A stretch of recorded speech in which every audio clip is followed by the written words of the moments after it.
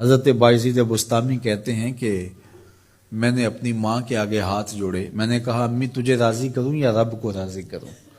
تو اپنے حق مجھے معاف کر دے، اللہ کو میں راضی کر لیتا ہوں۔ ماں نے کہا جاؤ پتر میں اجازت دیتی ہوں۔ گئے جنگلوں میں ذکر و فکر میں لگے رہے، تنہائی میں اس کو یاد کرتے رہے، دن رات ذکر کے چراغ روشن رکھے۔ 12 سال گزر گئے حق کی تلاش میں۔ ایک دن واپس بستام کے قریب سے گزر رہے تھے، خیال آیا چلتے چلتے ماں کو سلام کر جاؤں۔ دروازے کو دستک دینے لگے تو اس خیال نے ہاتھ روک لیا کہ ساری زندگی ماں کو سکھ تو دیا کوئی نہیں، اب دکھ بھی کیوں دینے لگے ہو؟ رات کا ایک پہر بیت گیا ہے، سردیوں کی لمبی رات ہے، ماں بستر میں لیٹی ہوگی، تیرے لیے اٹھے گی، دروازہ کھولے گی۔ دروازے کے ساتھ ہی لگ کے بیٹھ گئے اور ساری رات کاٹ دی، اس خیال سے کہ ماں کو تکلیف نہ ہو۔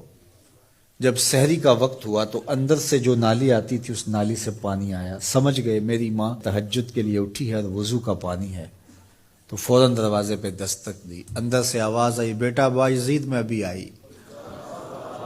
مائیں بیٹوں کے دستک کے انداز سے جان لیتی ہیں یہ کس بیٹے کے ہاتھوں کا لمس ہے۔ 12 سال کے بعد آئے، دستک دی، کہا بیٹا بایزید میں ابھی آئی۔ ماں کی تو نگاہیں ہی دروازے پہ رہتی ہیں۔ اللہ اکبر۔ کہتے ہیں کہ ماں نے دروازہ کھولا، 12 سال جنگلوں کی خاک چھانتے بیت گئی تھی، پراگندہ صورت، بکھرے ہوئے بال، پھٹے ہوئے کپڑے۔ میری ماں کی جب نگاہ میرے پہ پڑی تو اس کی چشمان سے موٹے موٹے آنسو ٹپکنے لگے، اور اس نے ایسے ہاتھ پھیلا کے کہا مالک میرا بیٹا بایزید تیری طلب میں نکلا تھا، تو نے ابھی تک اسے اپنا قرب نہیں دیا۔ حضرت بایزید بستامی کہتے ہیں 12 سال کی ریاستوں سے جو کچھ نہیں ملا تھا ماں کے اٹھے ہوئے ہاتھوں سے مل گیا۔ میں نے کہا مالک میں تجھے کہاں ڈھونڈ رہا ہوں، تو کہاں موجود ہے؟ تو ماں باپ کی رضا اللہ کی رضا کا دروازہ کھولتی ہے۔ جن لوگوں کے ماں باپ ناراض ہیں اور وہ جا کے پیر صاحب کی خدمت کرتے ہیں، اور میاں ماں کے قدم چومو، باپ کی ٹانگیں دباؤ، ان کی خدمت کرو، تمہارے پہلے مرشد وہ ہیں، ان کو راضی کرو، پھر کسی شیخ کامل کی صحبت میں آنا، دیکھو کیسے دل کی بند کھڑکیاں کھلتی ہیں۔ ایک مرشد تو ناراض کر رہا ہے اور دوسرے مرشد سے تمہیں کیا ملے گا؟ تو راستہ یہیں سے کھلے گا۔ والدین کو کبھی ناراض نہ کرو، والدین کو کبھی دکھ نہ دو، والدین کو کبھی تکلیف نہ پہنچاؤ، اور والدین کو بھی چاہیے کہ اپنی اولاد کو اپنا نافرمان نہ بنائے۔ ایک بزرگ فرماتے ہیں کہ مجھے برابر 30 سال ہو گئے ہیں کہ میں اپنی اولاد کو کوئی حکم ہی نہیں دیا، کوئی حکم نہیں دیا۔ کوئی چیز مجھے چاہیے بھی ہوتی ہے تو میں بصیغہ امر نہیں کہتا، بلکہ ایسے ہی بات کرتا ہوں۔ پانی چاہیے تو یہ نہیں کہتا بیٹا پانی لے کر آؤ، میں ویسے کہتا ہوں پیاس لگی ہوئی ہے، تو اگر وہ سمجھ جائے اور وہ خود لے آئے تو اچھی بات ہے، لیکن اگر وہ نہ لائے تو میں نے اس کو حکم ہی نہیں دیا، امر ہی نہیں کیا، تو اس امر کی مخالفت ہی لازم نہیں آئے گی۔